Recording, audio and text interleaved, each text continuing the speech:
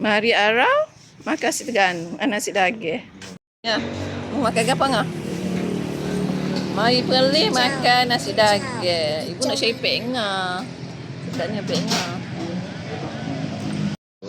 Dah, tak apa lah. Boleh buat video mak apa? Oi. Nasi dagang in arau. Adik makan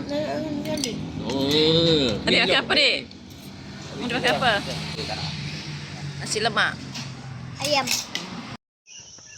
Kita nak berjalan-jalan dekat Polish. Pasar Terapung. Dekat Polish. Ha, kat apa dia? Ada jalan, Dik. I love Polish. Kita nak tengok Pasar Terapung. Mula-mula kita naik ni dulu. Dekat sini.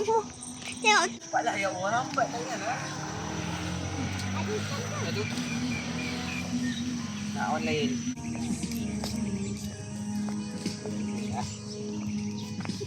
Ya Allah.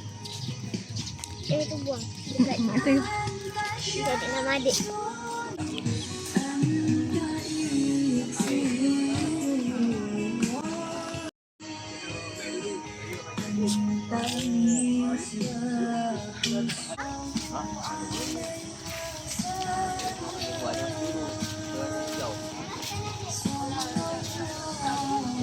Warna-warni, Dik eh?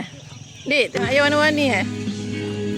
Kali ini kita diberi kita dapat berkumpul beramai-ramai dapat berjumpa dengan pengunjung-pengunjung. Dagi Pasar Terapung nak naik pula jambatan gantung Sungai Perli. Ada anak saya ni. Jom kita tengok. Paku dah cabut, skru dah cabut. Tak nak naik. Jalan.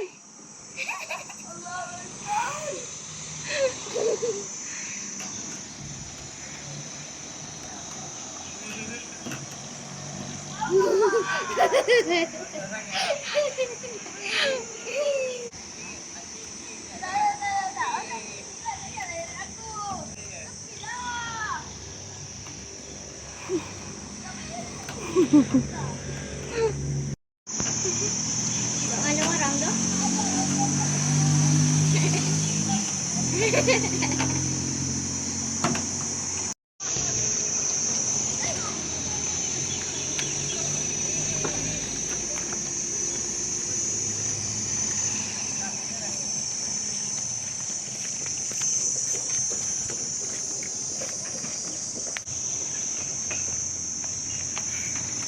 Ayya.